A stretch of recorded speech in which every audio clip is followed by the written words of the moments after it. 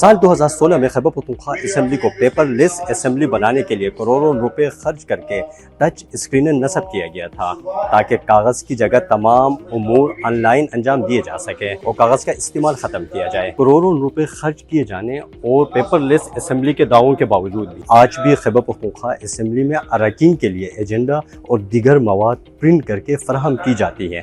سوال یہ ہے کہ کیا خیبر پختونخوا اسمبلی واقعی میں پیپر لیس اسمبلی بن چکی ہے؟ بسم اللہ الرحمن الرحیم۔ جی پہلے آپ کا شکریہ۔ یہ کچھ عرصہ پہلے کی بات نہیں ہے، یہ تقریباً لگ بھگ عرصہ دراز کوئی 10-1 سال پہلے کی بات ہے۔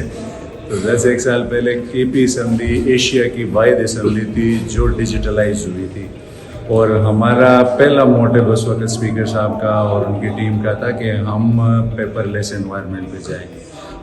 یہ جو آپ کو اسکرین نظر آ رہی ہے، یہ اس وقت ان کی تنصیب ہوئی، اور وہ جو ہم نے قدم لیا اس کے ساتھ آفیسز بھی جتنے ہمارے ہیں وہ بھی تمام کی تمام جو ہے وہ ای فائلنگ پہ چلی گئی تھی۔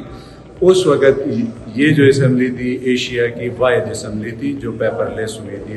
بسم اللہ الرحمن الرحیم۔ پہلے تو بہت شکریہ آپ کا، آپ نے یہ بڑا اہم ترین سوال، اس لیے میں اس کو اہم ترین سمجھتی ہوں کہ 2015-16 میں جب میں اس اسمبلی کا حصہ تھی، اس وقت ہمارے سامنے یہ انسٹال ہوئے تھا سارا آئی ٹی کا سارا مطلب، اور یہ کہا گیا تھا کہ یہ پہلی ڈیجیٹل اسمبلی ہے، اور ایسا ہی تھا۔ بٹ اس کے بعد اس کی اوپر اس طریقے سے کام نہیں ہو رہا جیسے ہونا چاہیے۔ ابھی بھی آپ دیکھتے ہیں 7 پیپرز ہیں، پیپرز میں جھنڈے مل رہے ہیں، پیپر میں بہت ساری چیزیں آ رہی ہیں۔ ایک چیز جو ہوئی ہے وہ یہ ہوئی ہے کہ پہلے ہمیں کتابیں دیا کرتے تھے، وہ اتنا آپ کو بھی یاد ہوگا، پورا 10 کتابوں کا بنڈل ہوتا تھا۔ اب وہ نہیں ہے، اب وہ چپ کی فارم میں آ گئے، وہ ایک آسانی ہے۔ تو اس میں ان کی ٹریننگ بھی بڑی ضروری ہے۔ مجھے یاد ہے کہ ہم لوگ اس وقت جو ممبران تھے ہماری ٹریننگ کرائی گئی تھی آئی ٹی کی، تو ابھی بھی آئی ٹی ٹریننگ ضروری ہے، پپس نے کروائی تھی۔ اگر یہ ہو جاتا ہے تو میرا خیال ہے یہ بہت اہم چیز ہوگی۔